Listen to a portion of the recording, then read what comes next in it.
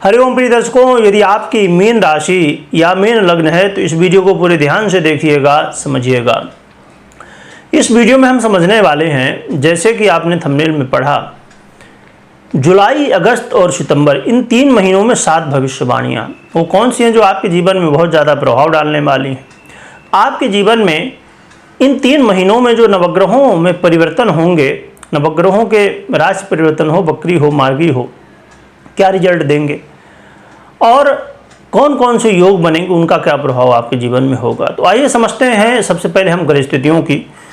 तो जुलाई के महीने से हम स्टार्ट करते हैं। तो जुलाई के महीने में सूर्य का परिवर्तन होगा कर्क राशि में 16 जुलाई को।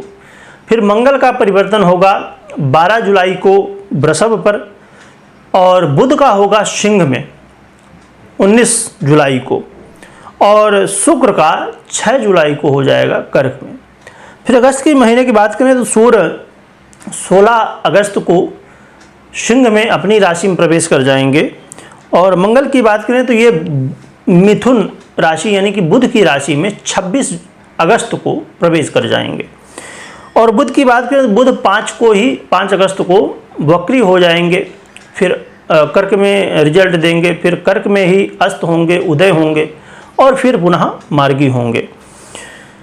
और शुक्र महाराज 24 अगस्त को कन्या राशि यानी कि बुध की राशि में प्रवेश कर जाएंगे। सितंबर की बात करें तो 16 सितंबर को सूर्य कन्या राशि में प्रवेश कर जाएंगे, और 4 सितंबर को बुध सिंह में पुनः आ जाएंगे मार्गी होके, और फिर 23 सितंबर को बुध अपनी ही राशि कन्या राशि में प्रवेश कर जाएंगे, और शुक्र 18 को तुला राशि में प्रवेश कर जाएंगे सितंबर में। तो ये कुछ ग्रह स्थितियों में परिवर्तन थे। इनसे कुछ योग बनेंगे, जैसे कि वैभव योग, बुधादित्य योग, औदर योग, लंपट योग और जड़त्व योग, या जड़बुद्धि योग भी कहा जा सकता है।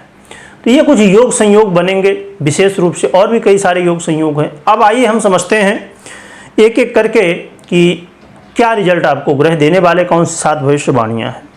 प्रिय दर्शकों, जुलाई के महीने में बात करें तो सूर्य और शुक्र का गोचर काल आपके 5वें भाव में होगा। तो इस समय जो है तो थोड़ा सा देखा जाए तो आपके जीवन में एक गोचर काल सामान्य स्थिति लाने वाला, और हाँ, ये ज़रूर है कि आपको थोड़ा सा कन्फ्यूजन में नहीं रहना है, और ख़ासकर उन लोगों के लिए जो लोग इन्वेस्ट कर रहे हैं कहीं भी, और इन्वेस्टमेंट आप जो कर रहे हैं वहाँ पर स्थितियाँ जो है तो आपके कंट्रोल में रहनी चाहिए। इन्वेस्ट करते समय कोई भी जल्दबाजी नहीं करना है, और स्वास्थ्य का भी थोड़ा आपको ध्यान रखना चाहिए। परंतु यहाँ पर एक स्थिति ये है कि आपको कहीं ना कहीं कुछ लाभ की स्थिति बनेगी, क्योंकि फिर मंगल महाराज जो है तो आपको सपोर्ट करेंगे। मंगल महाराज का वृषभ राशि में गोचर करना आपके लिए कहीं ना कहीं जीवन में एक लाभ की स्थिति, एनर्जी की स्थिति बनाएगा। इससे धन लाभ की स्थिति, और विशेषकर जब भाग्य का साथ मिलेगा तो उससे कई सारे लाभ आपको मिल सकते हैं। यानी कि आपकी जो मेहनत है, आपने जो पहले की है, उसका रिजल्ट इस समय दिख सकता है। ऐसे कई सारे काम जो रुके हुए हों उनमें परिवर्तन होगा, उनमें कहीं ना कहीं अब वो काम बनेंगे।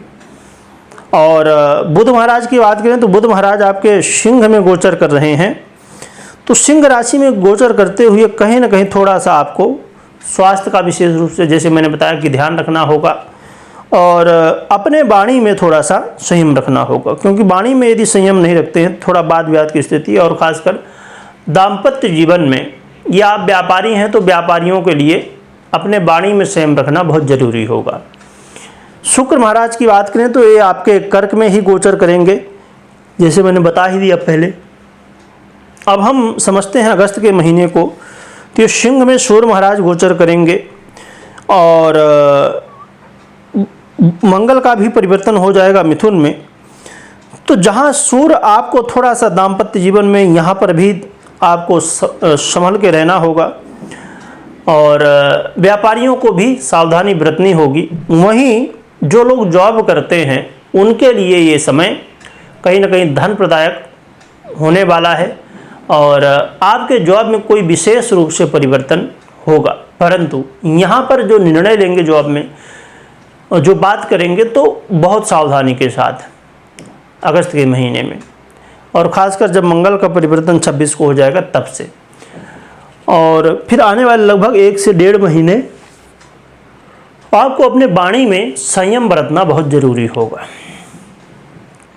फिर देखा जाए कि बुध महाराज वक्र ही हो जाएंगे और शुक्र आपके कन्या में आ जाएंगे, तो शुक्र महाराज का गोचर करना यहाँ पर बहुत ठीक कहलाएगा, क्योंकि जब कन्या में शुक्र आ जाएंगे 24 जो कि 24 को आने वाले हैं लास्ट में, तो ये जो दाम्पत्य जीवन में कलह वाद विवाद की स्थिति यहाँ पहले बनने वाली हैं, तो उन्हें संभालेंगे। उन्हें फिर ये जो वाद विवाद था या कोई भी अनबन की स्थिति थी, उससे अब जो है तो परिवर्तन हो जाएगा, अब वहीं प्रेम हो जाएगा। परंतु शुक्र पुनः बहुत जल्दी परिवर्तन करेंगे अगले महीने। तो अब हम सितंबर को समझ लेते हैं। तो सितंबर के महीने में देखा जाए तो कन्या में सूर्य का गोचर होगा, और कन्या राशि में सूर्य का गोचर, और फिर जो है तो आपके जीवन में बुध का भी कन्या राशि में गोचर करना और शुक्र का तुला राशि में गोचर करना। तो सितंबर का महीना कहीं ना कहीं पहले से बहुत बढ़िया है। सितंबर का महीना आपको कहा जा सकता है, और शुक्र का भी जो परिवर्तन हो जाएगा तो वो भी है, रहेगा ही। परंतु 18 तारीख तक का जो समय है सितंबर के महीने में, ये बहुत बढ़िया रहेगा।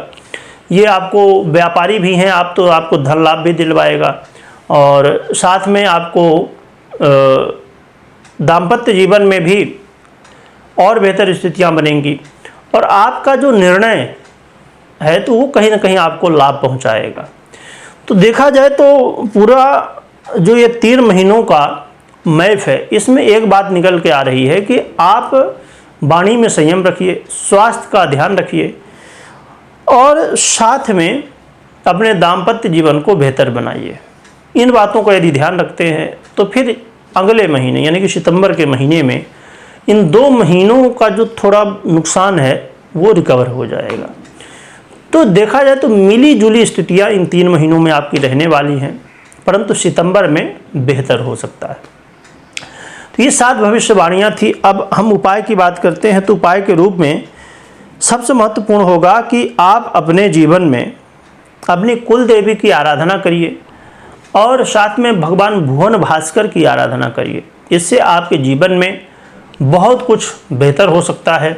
चाहे आप व्यापारी हों, चाहे दाम्पत्य हों, चाहे जो भी कर रहे हों, अपनी कुल देवी की आराधना। अब जिनको कुल देवी नहीं पता है उनको कोशिश करनी चाहिए कि पता करें कुल देवी कुल देवता कौन है, और नहीं पता है जब तक, तब तक आप माँ जगदम्बा की आराधना कर सकते हैं, जिससे आपके जीवन में जो भी समस्याएं हैं माँ जगदम्बा की कृपा से दूर होंगे।